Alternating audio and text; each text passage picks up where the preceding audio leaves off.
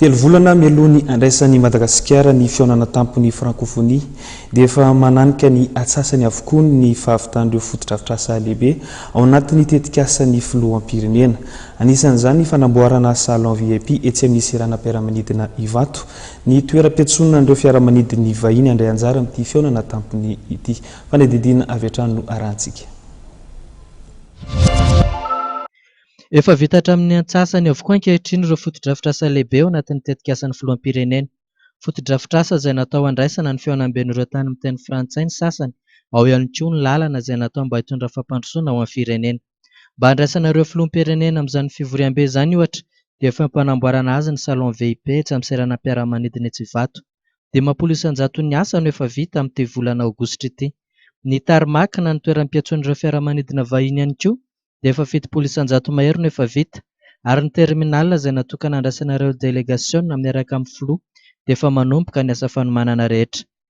Lalana vaovao roa ihany koa no nosokafana. Lalana voalohany dia ny lalana mampitohy Antsarasaotra sy Ivato izay mirefy 1,2 kilometatra eo eo.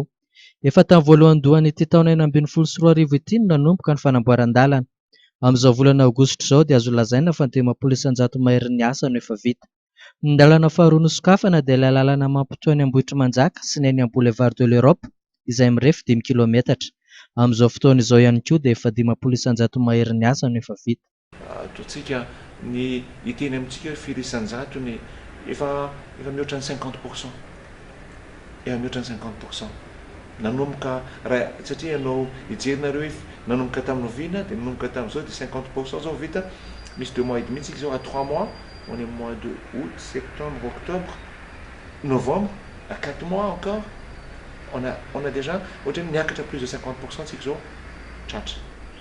Manamafy hatrany ny minisitra eo anivon'ny fiadidinan'ny Repoblika misahana ny tetik'asan'ny filoham-pirenena ny fanajariana ny tany ary ny fampitaovana Narsona Rafidimanana fa tsy maintsy vita alohan'ny fanombohan'ny fivoriam-ben'ny firenena.